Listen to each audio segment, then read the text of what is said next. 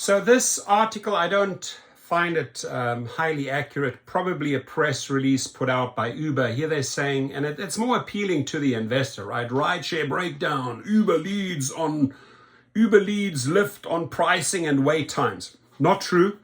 This really differs from city to city. Let the drivers educate you, the public or investors or Wall Street, on this particular issue. You will learn more versus having the company put out their own press release, right? So Needham reiterated its buy rating on Uber, buy.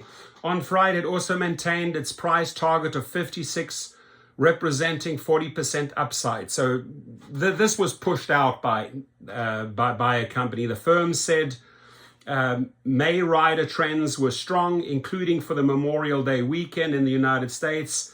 Analyst Bernie McTernan noted that Uber, right, is increasingly focused on profitable growth, which has translated into growth at a reasonable valuation. We think there are scale advantages for Uber, being a large global operator, benefiting product development and consumer experience, which could create a network effect, allowing for continued leadership in the industry, creating other revenue opportunities like advertising, right? So they are literally sucking Uber's DICK here, right? Pumping this up for Wall Street, buy. But again, I think the public and the investors should hear back from the drivers, the people that are actually out there, and then let the drivers tell you whether that headline is accurate, right? Because this is a press release. I've pushed out a lot of paid press releases.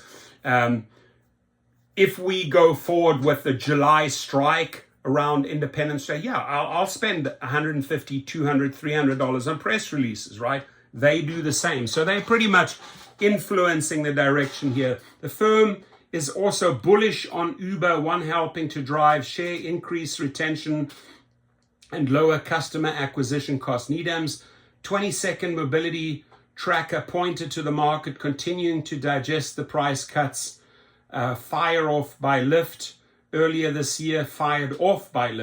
While the pricing gap between the two remains wide, it narrowed slightly in May, driven by both slightly higher prices by Lyft and slightly lower prices by Uber. The pricing differential peaked in March when Lyft was cheaper on average than Uber for a ride about 71% of the time. On wait times, Uber was observed to continue to lead significantly, but Lyft showed improvement month over month in May, suggesting to McTernan that drivers could be reacting to the higher rider market share. Now, let me just say here that David Risher came in. He's been there for about roughly 5 to 6 weeks.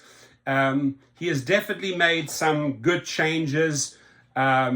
That sort of kicked in right away, but I think if they continue hammering away and capitalizing on Uber's weaknesses and making those corrections, they have a good chance, right? So in May alone, you notice a lot of drivers said they noticed a lot of changes. Still not enough. CEO David Risher, again, still not enough. You can do so much more, but a step in the right direction. So shares of Uber did push up a little bit on Friday. It should be noted that Wall Street analyst ratings have poor predictive performance in aggregate, underperforming the S&P 500.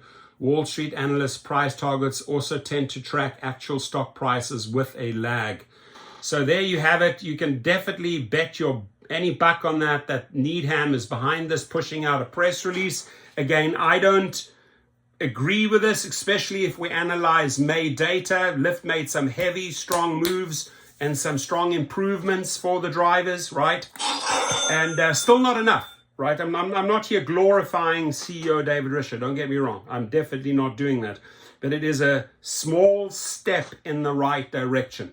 Your comments, please. Shout out to my sponsors, Legal Rideshare. If you get into an accident, check them out. DisplayRide.com if you need a good dash cam, uploading the footage into the cloud. If you have been deactivated, go to GigRocket.com. Have a good one. Stay safe.